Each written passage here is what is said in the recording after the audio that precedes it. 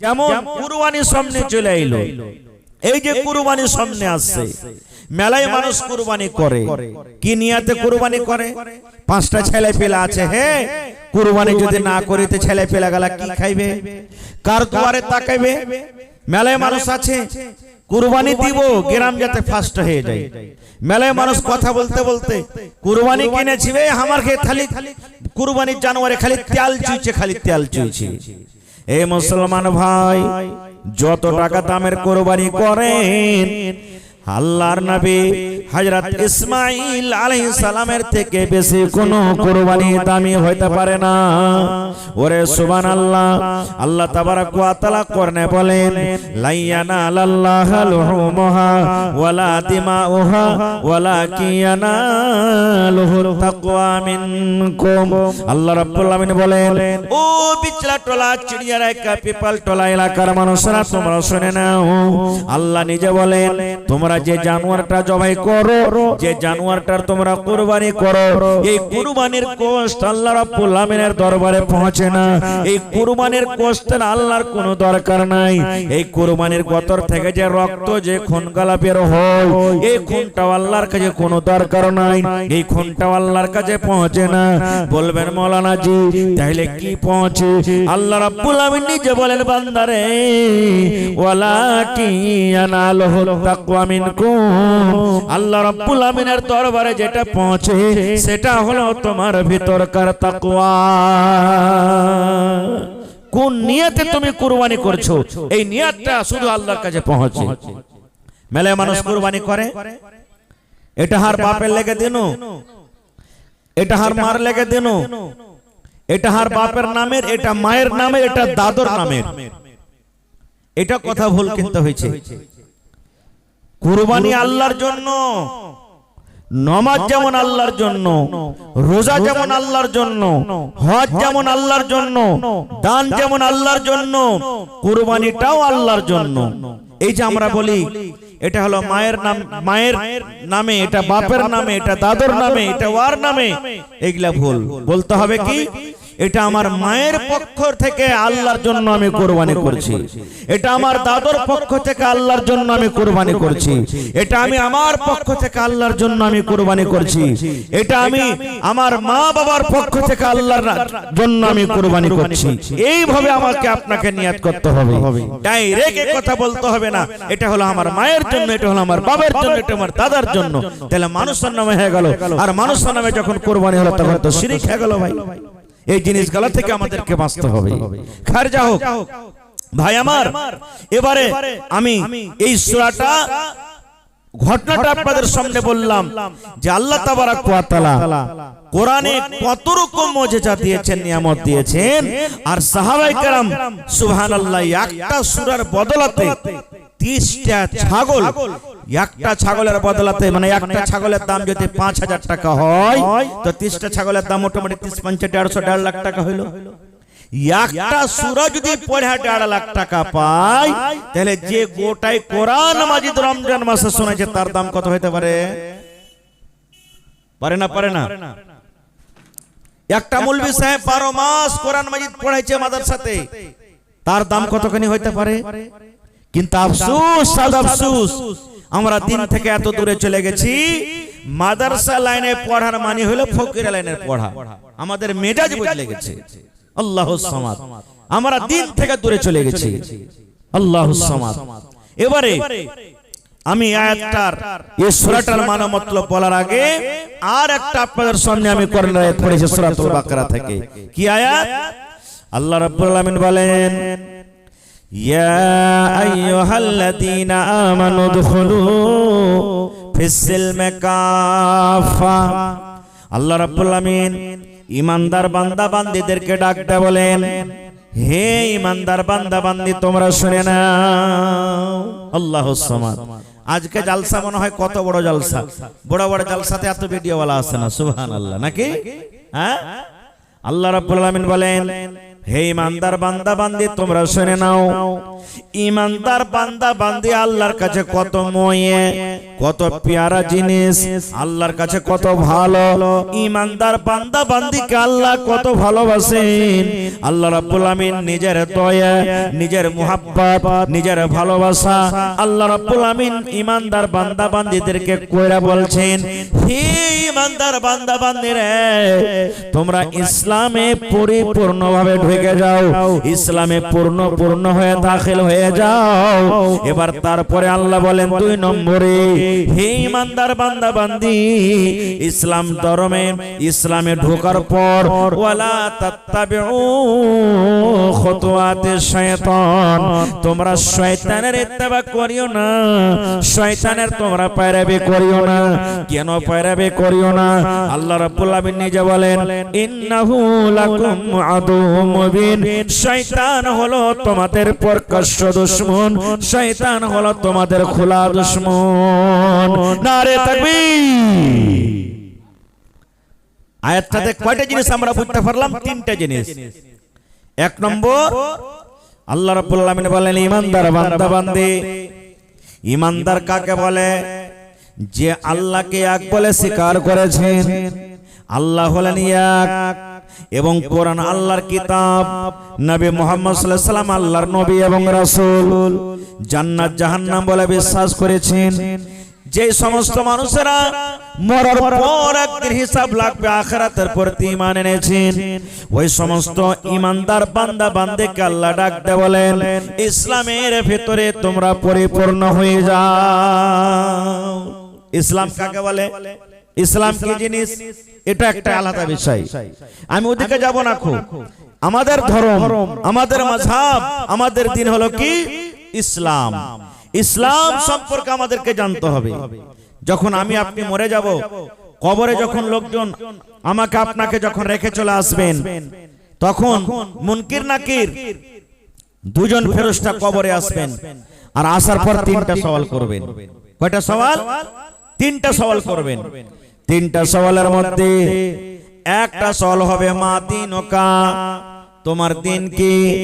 কবরে প্রশ্ন হবে মা দিনুকা, তোমার দিন কি, তোমার ধর্ম কি, কোন দিনে ছিলে, কোন মাযহাবে ছিলে। তো ইসলাম সম্পর্কে আমাদেরকে জানতে হবে। তা আল্লাহ বলছেন তোমরা ইসলামে পরিপূর্ণ হয়ে যাও।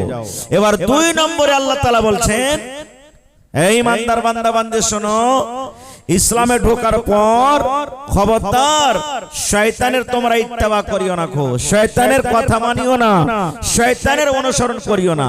আমি আয়াতটার তরজমা বলার পর আপনাদেরকে 2-3টা সওয়াল করব, আর যেই সওয়ালের জবাব আপনাদের কাছ থেকে আমি নিব। ভালো করে গৌর করে শুনবেন আয়াতটা। আল্লাহ বলছেন ইসলামে পরিপূর্ণ হয়ে যাও। 2 নম্বরে বলছেন শয়তানের ইত্তেবা করিও না। 3 নম্বরে বলছেন শয়তান সবথেকে বড় দুশমন। তাহলে মানুষের সবথেকে বড় দুশমন কে? কে জি? শয়তান। সবথেকে বড় দুশমন মানুষের জন্য শয়তান। কত বড় দুশমন জানেন? আহা, আমার আপনার বাপ হযরত আদম আলাইহিস সালামকে আল্লাহ জান্নাতে রেখেছিলেন। ঘটনা শুনেছেন, আপনারা পড়েছেন। আমার আপনার মা হযরত হাওয়া আলাইহিস সালাম জান্নাতে রেখেছিলেন না রাখেননি? শুনেছেন আপনারা মেলা ওয়াজ নসিহতে। এবারে শয়তান কি কারণে শয়তান হলো সব আপনারা জানছেন, আমি ঘটনার দিকে যাব না। শয়তান সারা জীবনের মতন জাহান্নামী ঘোষণা হয়ে গেল আদম আলাইহিস সালামকে সাজদা না করার কারণে। জান্নাত যাবে না শয়তান, ওর মন খারাপ। ও ওয়াদা করলো আমি একাই যাব না জান্নাত জাহান্নামের ভিতরে, আমি আদমকে তো জাহান্নামের ভিতরে নিয়ে যাব, আদমের আওলাদকে, আদমের সন্তানকে আমি জাহান্নামে নিয়ে যাব। ঠিক আছে, পাঙ্খা লাগবে না? ঠিক আছে, লাগবে না? না না, ঠিক আছে, আমি একাই জাহান্নামে যাব না, শয়তান ওয়াদা করেছে। এবারে যখন আদম আলাইহিস সালাম আর মা হাওয়া দুজন যখন জান্নাতের ভিতরে, তখন শয়তান ইবলিস মানুষের রূপে চলে গেছে জান্নাতের ভিতরে।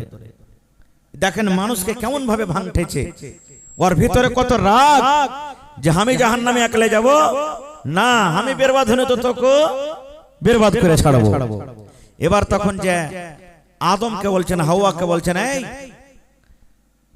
তোমরা জান্নাতের ভিতরে আছো, আরামে আছো, ভালো কথা, তো এই গাছটার ফল যদি তোমরা খাও, যেটা আল্লাহ ফল খেতে মানা করেছিল যে গাছে, ওয়ালা তাকরাবা হাযিহিস শাজারা, আল্লাহ বলেছিলেন গাছটার ফল খাওয়া দূরের কথা, আর পাঞ্জরে যাস না। তো শয়তান বলছে গাছটার যদি তোমরা ফল খাও তাহলে সারা জীবন এই জান্নাতের ভিতরে থাকবে, কোনোদিন জান্নাত থেকে বার হবে না। দেখেন উল্টা ওকে পড়াইছে। এবারে ভালো জুব্বা জাব্বি লাগিয়ে আছে, ভালোই মনে করলে ওকে ধ্যান থেকে ওই কিন্তু কথাটা হইতে গেছে যে আল্লাহ ফল খেতে মানা করেছে। যেমন এই কথাটা শুনে ফল খাওয়া, ওরে সুবহানাল্লাহ, অটোমেটিক নিজের শরীর থেকে জান্নাতের পোশাক, জান্নাতের কাপড় খুলে খুলে খুলে খুলে পড়তে শুরু হয়ে গেল। শয়তান তো কামিয়ে হয়ে গেল, হলো না? গাছের ফল খাইয়ে দিলে, আল্লাহর নাফরমানি করিয়ে দিলে। এবার হযরত আদম আলাইহিস সালাম এবং মা হাওয়া ওই জান্নাতের ভিতরে বড় বড় পাতা, বড় বড় গাছের পাতা গালা দিয়ে নিজের ইজ্জতটাকে ঢাকতে শুরু করলেন, আর আল্লাহর দরবারে তওবা করতে শুরু করলেন। রব্বানা যালামনা আনফুসানা ওয়া ইল্লাম তাগফির লানা ওয়া তারহামনা লানাকুনান্না মিনাল খাসিরিন। মুখস্থ আছে দোয়াটা, মুখস্থ আছে, শিখে নেবেন। আর না যদি শিখতে পারেন তো একবারে যতটি মোবাইল লাগা আছে কাল দেখবেন সাইন্স একেরা সব কিছু বলে দিবেন। রব্বানা রব্বানা ওয়া ইল্লানা ওয়া তারহামনা লানাকুনান্না মিনাল খাসিরিন। আল্লাহর কাছে তওবা করতে লাগলেন, চাইতে লাগলেন, কাঁদতে লাগলেন। শেষ কথা, আল্লাহ তো গুনাহ মাফ করলেন, কিন্তু আল্লাহ বলছেন তোরা কার জান্নাতে রাখা হবে না। কোনটা যেতে হবে? দুনিয়াতে যাও, দুনিয়াতে যাও। মা হাওয়াকে বলছেন আল্লাহ, বাপ আদমকে বললেন তোমরা জান্নাত থেকে এখন চলে যাও দুনিয়াতে। আর সাথে সাথে কাকে বললেন? শয়তানকে বললেন তুমিও যাও। তা মানুষ কয়টা এলো দুনিয়াতে? মানুষ কয়টা এলো কহেন না জি ভাই? দুটা মানুষ হলো, দুটা। একটা আদম আলাইহিস সালাম, একটা মা হাওয়া, আর একটা হলো শয়তান। তো ঈমানদার হলো দুজনা, আর বেঈমান হলো কয়জনা? ভালো করে সওয়াল করব লাস্টে আমি, দু তিনটা আপনারা জবাব দিবেন। আল্লাহ তিনটা জিনিস, তিনটা লোককে দুনিয়াতে পাঠিয়ে দিলেন রাগ করে। কয়জনাকে? তিনজনাকে। দুটা মানুষ আর একটা শয়তান। শয়তানটাকে আবুল জিন, জিনের বাপ ওকে বলা হয়েছে। তিনজনা আইলো। তো তিনজনের মধ্যে দুজনা ঈমানদার, দুজনা মুসলমান, দুজনা নেককার, আর একজন হলো বেঈমান। এবার চলে এলো। এবার আপনারা ফয়সালা করেন কার কে সংখ্যা এখন বেশি আছে? ঈমানদারের সংখ্যা দুনিয়াতে বেশি না বেঈমানের সংখ্যা বেশি? কে গালিব হয়ে গেছে? জিতেছে কে? শয়তান জিতলে না? জিতেছে না জিতেনি? কতখানি জিতেছে জানেন? একটা হাদিস শুনেন। হাদিসটা আসলে আজজ মাজজের জন্য আছে, কিন্তু মানুষের জন্য বলেছেন মুহাদ্দিসিনে কেরাম। কি বলেছেন জানেন? যেদিন কিয়ামত হবে সব নবীরা আলাদা আলাদা ঝান্ডা নিয়ে থাকবেন। সব নবীর মধ্যে আমার আপনার বাপ হযরত আদম আলাইহিস সালাম, সব মানুষের বাপ না হলো এটা। আল্লাহ তাআলা আদমকে বলবেন, আদম তোমার বেটা বেটিরাকে জান্নাতের জন্য আলাদা করে দাও আর জাহান্নামের জন্য আলাদা করে দাও। আল্লাহ বলবেন যে কটা জান্নাতে যাবে ওরা আলাদা করে দাও, আর যে কটা জাহান্নামে যাবে ওরা আলাদা করে দাও। বেটা যতই খারাপ হয়, দুনিয়াতে কোনো বাপ চায় না যে আমার বেটা বরবাদ হালাক হয়ে যায়। চাইবে জি? বলেন চাইবে কি? কিন্তু কত মা এমন আছে যে খালি বদদুয়া করবে আঁচল পেতে পেতে। ওই মাকে কহবো না, খবরদার আঁচল পেতে দোয়া করবেন না। কারণ যে সময় আপনি বদদুয়া করবেন, যদি ওই টাইমটাই যদি কবুলের টাইম হয়ে যায়, তাহলে তো দোয়া কবুল হয়ে গেল। আর দোয়া কবুল হলে ছেলের জীবনটা তো নষ্ট হয়ে গেল। হলো না? হলো না? এই জন্য ভালোই দোয়া দিবেন ছেলে পিলাকে। খায়ের যা হোক, আদম আলাইহিস সালাম কিন্তু একটু আগা পিছা করবেন। আমার চোখের সামনে আর বেটাকে জান্নাত জাহান্নাম দেব, আগা পিছা করবেন। এবার আল্লাহ রাব্বুল আলামিন আদমকে বলবেন, আদম রে আমি তোমাকে বললাম জান্নাতে যারা যাবে তারাকে তুমি আলাদা করে দাও, আর যারা জাহান্নামের ভিতরে যাবে তারাকে তুমি আলাদা করে দাও।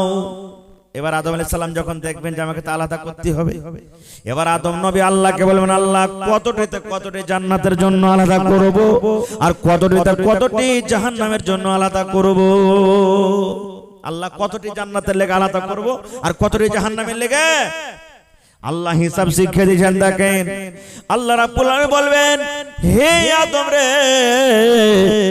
100-এর হিসাব তুমি লাগাও না, হাজারের হিসাব তুমি লাগাও। কিসের হিসাব?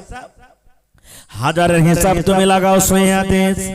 আল্লাহ রাব্বুল আলামিন বলবেন, আদম 1000 মানুষ তুমি গিনতে করে বাছাই করে নাও, আর 1000 মানুষের মধ্যে 999টা মানুষ জাহান্নামের জন্য তুমি আলাদা করে দাও, আর একটা মানুষ মাত্র জান্নাতের জন্য আলাদা করে দাও। তাইলে হাজারে কয়টা মানুষ জান্নাতে? কথা বলেন। হাজারে একটা মানুষ জান্নাতে যাবে, 1 লাখে কয়টা মানুষ জান্নাতে যাবে? কয়টা? 100টা মানুষ যাবে। 1 লাখে 100টা মানুষ জান্নাতে যাবে, আর 99,000 নাকি? ওরে সুবহানাল্লাহ। এবং 99,900 মানুষ আল্লাহর জাহান্নামে চলে যাবে। তাহলে দেখেন কে জিতে গেছে? কথা বলেন, কে জিতেছে? শয়তান জিতে গেছে। মেলায় দূরে চলে গেল, আর একটু কাছে চলে এসেন। ওরে সুবহানাল্লাহ। আমাদের চকে দেখেন, সাধারণ আমাদের চকের মিসাল নিয়ে এরকম প্রত্যেক গ্রামে প্রত্যেক চকে আছে। মগরিবের টাইমে দেখবেন কম পক্ষে 200টা মানুষ মগরিবের টাইমে চকে থাকে না? এবার মুসলমান, আপনি দিলকে একটু সুন্দরভাবে হাতটা দিয়ে বলেন, যখন মগরিবের আজান হয়ে যায়, মগরিবের আজানের টাইমে 200 মানুষ চকে আছে, কিন্তু মগরিবের নামাজে যে চকে মসজিদটা বানা আছে 10 থেকে 20 জন মানুষ মসজিদে আপনি পাবেন নাকি? তাহলে 200টা মানুষের মধ্যে 20টা মানুষ মসজিদে গেল, আর 80টা মানুষ চায়ের দোকানে বসে থেকে গেল, কেউ সবজির দোকানে বসে থেকে গেল, কেউ এমনি দোকানে বসে থেকে গেল, কেউ মোবাইল নিয়ে ব্যস্ত থেকে গেল, কেউ আর কিছু নিয়ে ব্যস্ত থেকে গেল। তাহলে বোঝা গেল মুসলমান, 200টা মানুষের মধ্যে 20 জন আল্লাহর ঘরের জন্য চলে গেল, আর 80 জন বসে থেকে গেল। তাহলে বলবেন মাওলানা জি, তাহলে ওই 20 জন মনে হয় আল্লাহর জান্নাতের ভিতরে চলে যাবে নাকি? এবার ওই 20 জনের মধ্যে দেখেন, 20টা তো নামাজ পড়ছে, 20টা মানুষ নামাজ পড়ছি।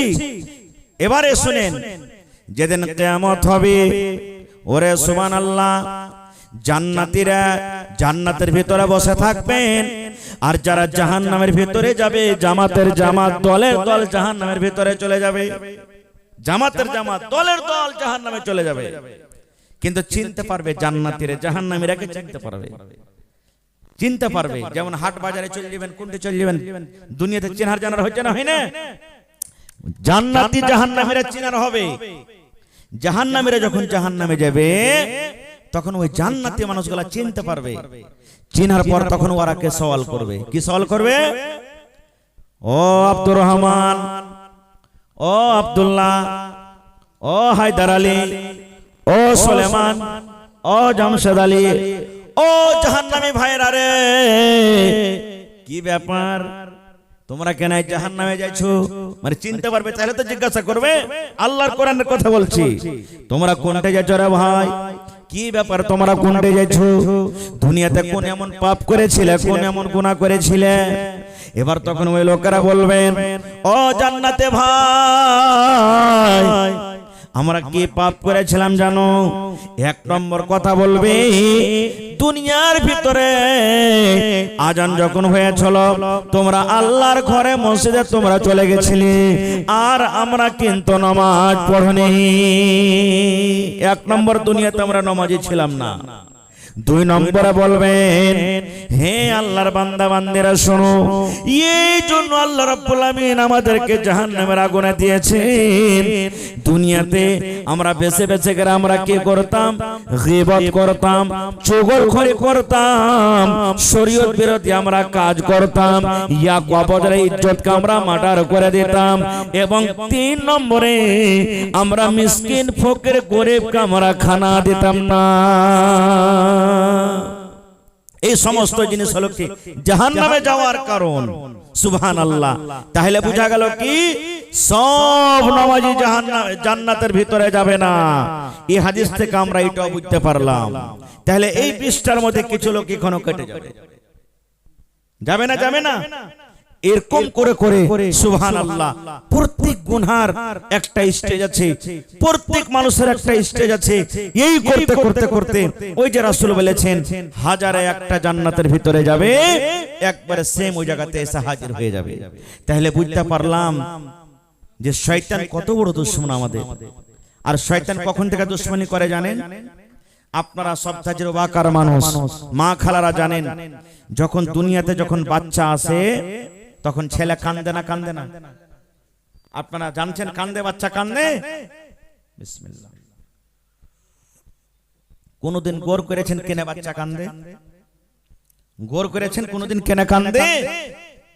মেলায় মা খালা কইবে যে কান না, যদি বাচ্চাটা কান্দে কেটে ভোদা হইবে, ভোদা ছেলে, মানে চরখরে হইবে না। কিন্তু রাসূলের হাদিস, যখন বাচ্চা মায়ের পেট থেকে আসে দুনিয়াতে, শয়তান তখন ওকে ঘুঁচা মারে, ফাইট মারে, আর ওর ফাইটের আঘাতে, কিলের আঘাতে শয়তানের বাচ্চা মায়ের পেটে কান্দে, হওয়ার টাইমে কান্দে। শয়তান তখন থেকে লেগে যায়। আর শয়তান ওয়াদা করেছে আল্লাহর সাথে, আল্লাহ আমি আগা দিক থেকে, বাম দিক থেকে, পিছন থেকে, ডান দিক থেকে, সব দিক থেকে আমি কি করব? মানুষের পিছে লেগে থাকবো, ছাড়বো না মানুষকে। আমি একা জাহান্নামে যাব না, আমি মানুষকে নিয়ে যাব। ওয়াদা করেছে। সুবহানাল্লাহ। এইজন্য আল্লাহ তাবারাক ওয়া তাআলা বলছেন, হে ইমানদার বান্দা বান্দি, তোমরা ইসলামে তোমরা পরিপূর্ণ হয়ে যাও। 2 নম্বরে বলছেন তোমরা শয়তানের ইত্তেবা করিও না। কেন? শয়তান হলো তোমাদের প্রকাশ্য দুশমন, শয়তান হলো তোমাদের খোলা হওয়া দুশমন। ভাই মুসলমান, আজকে আমরা শয়তানের আমরা কি করেছি? পায়রকার হয়ে গেছি। শয়তানের আমরা ইত্তেবা করতে শুরু করেছি। আমরা চলাতে, ফিরাতে, উঠাতে, বসাতে, খাওয়াতে, পিন্ধাতে, লেনদেন সব জিনিস আমরা কি করছি? শয়তানের ইত্তেবা করছি। আস্তে কথা কহেন। শয়তান কত বড় জিনিস জানেন? আস্তে আস্তে চাঁদে চলে যান। শয়তান কত বড় জিনিস। আপনি যখন নামাজ পড়তে যাবেন, হাইম ওঠে না বেশি করে? কত দুনিয়ার নামাজে সব নিয়ে চলে এলো। আসে না? আসে না? কে করে? শয়তানে করে। নামাজ পড়তে আপনি শুরু করেছেন, কোনটা পয়সা খাওয়া আছে, কোন কামটা বাকি আছে, একদিন ভুলে গেছিলেন, আর নামাজে সব মনে চলে এলো। আসে না? আসে না? এগুলা কে করে? নবী বলেছেন, আপনি যখন আল্লাহু আকবার বলে বুকে হাত বাঁধলেন, শয়তান আপনার কাছে আসে, আর আসার পর আপনার ব্রেনকে উস্কিয়ে দেয়, উজকুর কাজা, উজকুর কাজা, হের খ্যাপা, এটা মনে কর, এটা মনে কর, এটা মনে কর, এটা মনে কর। শয়তান ভিতরে উস্কাই, আর এটা মনে কর, এটা মনে কর, এটা মনে কর। শয়তান কি করে? উস্কাই। একজন সাহাবী বলছেন, হুজুর নামাজ পড়িতে যেমনি খাড় হচ্ছে, আর সব জিনিস লাগছে মনে চলে আসছে, দিমাগ থেকে হটতে চায় না, কি করব? তো রাসূল তখন ওর ওষুধ দিয়ে দিলেন। বেমারি হলে ওষুধ আছে না নাই? ইয়ার ওষুধ শিখেলেন, জীবনে কাজ দিবে। মা খালা আপনারা শিখেন। নবী বলেছেন, তুমি হাত বাঁধা থাকো, আর তুমি মাথাটাকে একটুখানি সুন্দর করে হালকা করে বাঁ দিকে ঘুরিয়ে দাও। বেশি করে ঘুরাইতে হবে না, নিকরে হালকা করে ঘুরিয়ে দাও, আর মনে মনে আউযু বিল্লাহি মিনাশ শাইতানির রাজিম পড়ো, আর বাঁ দিকে 3 বার থু থু থু থু তুমি করে দাও। থু থু থু মানে 3 বার, যখন বাচ্চাকে থুত করে দেয় না, ওরকম 3 বার, মানে এমন ফাঁক লাচ্চার ছোপ না দেয় যে পাঞ্জরালা ফেলে হয়ে যায়। হ্যাঁ, একবার হালকা হবে থু থু করতে হবে একটু। এটা করবেন, বাস আপনার আর মনে আসবে না। আর একটা জিনিস, একজন সাহাবী বলছেন, হুজুর আমার হাইম চলাচ্ছে নামাজে, খুবই হাইম আসছে, তো কি করব?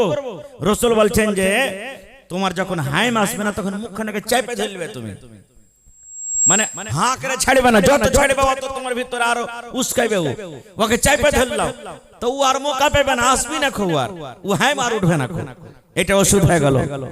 আল্লাহ রাসূলের জামানাতে নবী একদিন নামাজ পড়ছেন, সাহাবায়ে কেরাম নামাজ পড়ছেন,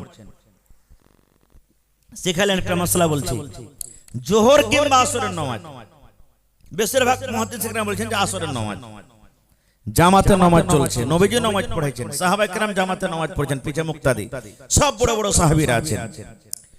তা আসরের নামাজই যদি হইলো, তা আসরের নামাজ কয় রাকাত? 4 রাকাত আছে, কিন্তু নবীজি 2 রাকাত পড়ে সালাম ফিরে দিয়েছেন। কয় রাকাত? হ্যাঁ 2 রাকাত পড়ে সালাম। এখন যদি কোনো মৌলবীর কাছ থেকে যদি একটু ভুল হয়ে যায় কি কইবে, এই খালি খায় আচার পড়েছে, জানে না কিছু। হ্যাঁ ভুল তো হইবি, ভুল হবে না, মানুষ না ভুল হবে। 2 রাকাত পড়ে সালাম ফিরে দিলেন। সালাম যখন ফিরা হয়ে গেল তো সাহাবায়ে কেরাম আপসের মধ্যে এক অপরকে বলা বলি করছে, আরে কয় রাকাত নামাজ হলো, উকো যে কয় রাকাত নামাজ হলো, উকো যে কয় রাকাত নামাজ হলো, সবাই কইছে 2 রাকাত, আসলে 2 রাকাতে নামাজ হয়েছে, কিন্তু আল্লাহ রাসূলকে লেগেছে যে আমি 4 রাকাত পড়ে দিয়েছি, কিন্তু 2 রাকাত নামাজ হয়েছে। কিন্তু সাহস করে কেউ নবীজিকে জিজ্ঞাসা করেন না যে কি ব্যাপার। সাহাবায়ে কেরামের মধ্যে একজন সাহাবী ছিলেন জুলিয়াদাইন, ওর আসল নামটা আমি বলছি, কিন্তু ওকে জুলিয়াদাইন বলছেন না, হাত গলা লম্বা লম্বা ছিল, লেগে লম্বা হাতওয়ালা।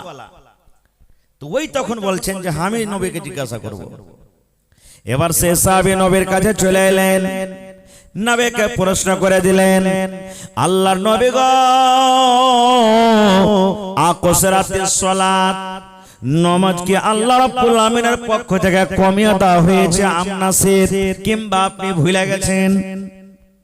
মানে তখন হয়তো কি কোন হুকুম হইল আর ফের কোন হুকুম বাদ হয়ে গেল।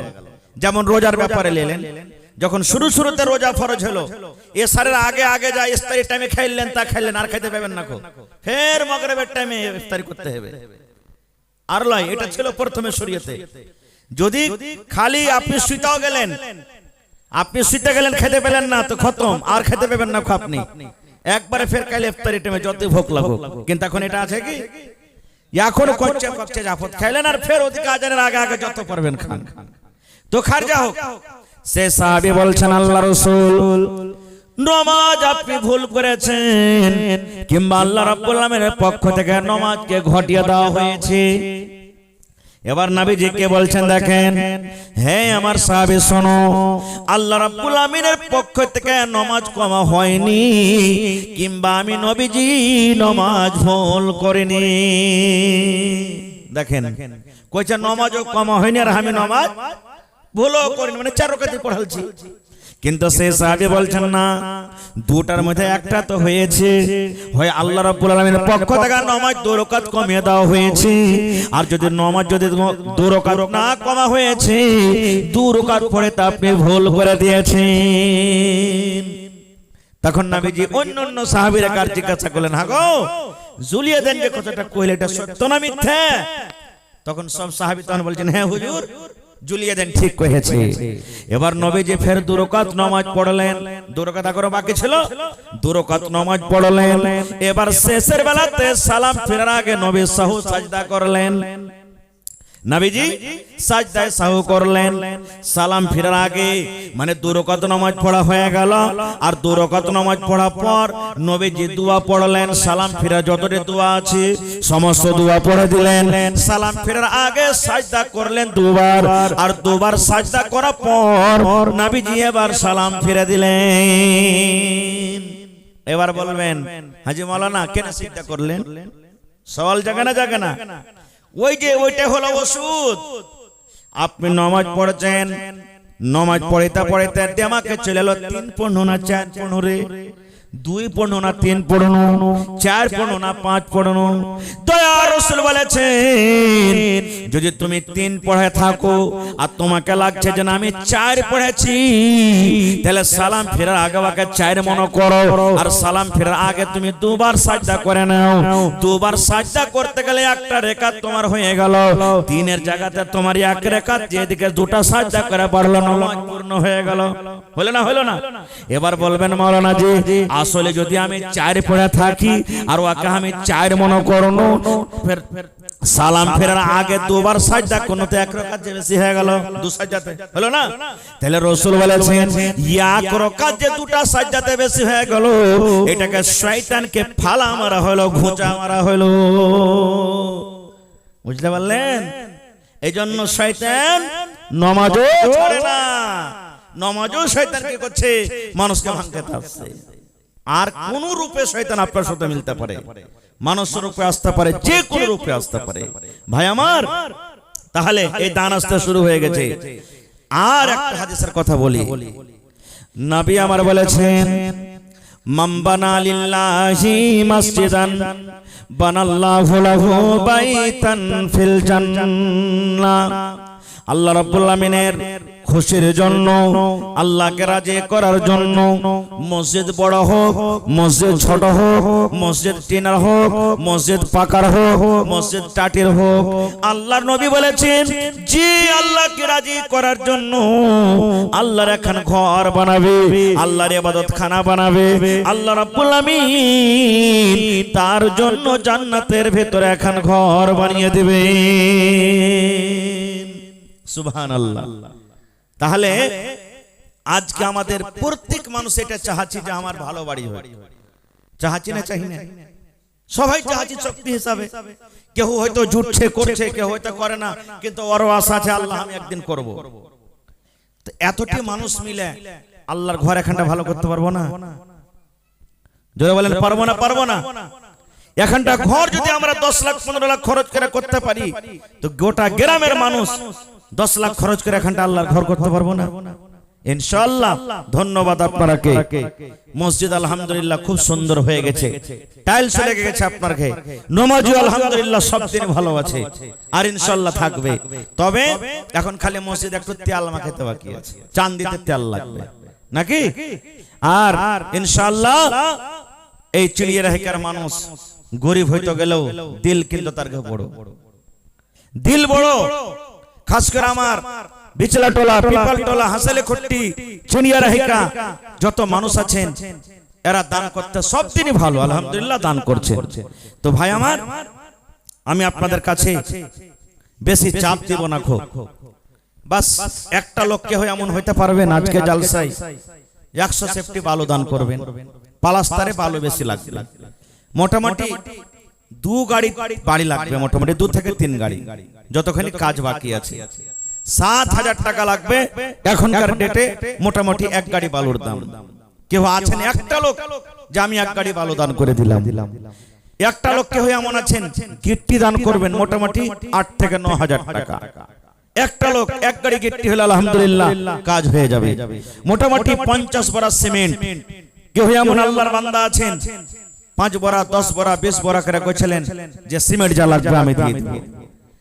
আর আমি যতটি এখানে বাড়ি আছেন, গ্রাম আছেন, সমস্ত ভাইরাকে আমি বলবো প্রত্যেক বাড়ি থেকে কমসে কম 1 টাকার 1000 আপনারা জমা করেন, বেশি না পারতে গেল কম করে 1000 করে বুন্দে বুন্দে তালাব ভরে। যদি আপনার এই পঞ্চায়েতে মোটামুটি ধরেন 50টা বাড়ি থাকে, 1000 করে দিলে কত টাকা হলো? 50,000 টাকা হলে ইনশাআল্লাহ কাজ হবে না? ইনশাআল্লাহ হয়ে যাবে। তো যে পারবেন বেশি বেশি আরো দিবেন, যে 2000 পারবেন 2000 দিবেন, 5000 পারবেন 5000 দিবেন। এখন ভাই এই যে আমাদের সামনে কুরবানির দিন আসছে, আমাদেরকে কুরবানি কিনতে হবে, শক্তি মতন যারা ভালো কাপড় কিনবেন ভালো কিনতে হবে, ধান কিনতে হবে, মেলাই রকম খরচা আছে, আছে না নেই? এটাও মনে করেন আল্লাহর ঘরের জন্য আজকে আমরা তৈয়ার হয়েছি, আল্লাহর ঘরের জন্য আমরা কিছু করব। তো আমি মোটামুটি প্রত্যেক বাড়ি থেকে প্রত্যেক গার্জিয়ান, কেউ আলাদা থাক কিংবা সাথে থাক, প্রত্যেক গার্জিয়ানকে বলবো 1 টাকার 1000 কমসে কম আল্লাহর ঘরের জন্য দেন, 1 টাকা যদি আপনি 1000 দেন, ইনশাআল্লাহ কাজটা হয়ে যাবে। তো 1000 টাকা আমার নানা আব্দুল লতিফ সাহেব সর্বপ্রথম দান করেছেন, মাশাআল্লাহ, নারে তাকবীর, মাশাআল্লাহ। দেখেন 1000। তারপরে 2 নম্বরে এটা কে দিলেন? আপনি, আমার বাপজি জাইদুল সাহেব নাকি, 1000 টাকা দিলেন, মাশাআল্লাহ। দেখেন 2 কলম হয়ে গেল, মাশাআল্লাহ।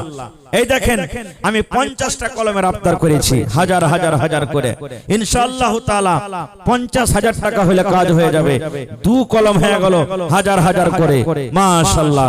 জাযাকাল্লাহ ওয়া খায়রান জাযা ওয়া হাসানাল জাযা। তারপরে একজন 500 টাকা কে দিয়ে গেছেন? না, 500 টাকা কে দিয়ে গেছেন? এটা কালাম, আচ্ছা ভাই কালাম, এই আলাউদ্দিনের ভাই কালাম। কালাম ভাই তুমি আর 500 টাকা দিয়ে যাও, 1000 টাকা তোমার কাছে লিও ভাই। হ্যাঁ, বেশি চাহাবো না, বাস 1 টাকার 1000। যত নওজওয়ান ভাই জীবনে কত টাকা আসছে, কত টাকা চলে যাচ্ছে, একটাই জমা থাকবে ভাই, একটাই কিয়ামতের দিন পাওয়া যাবে। আজ আল্লাহ আপনার সেহাত ভালো রেখেছেন, শরীর স্বাস্থ্য ভালো রেখেছেন, এটাকে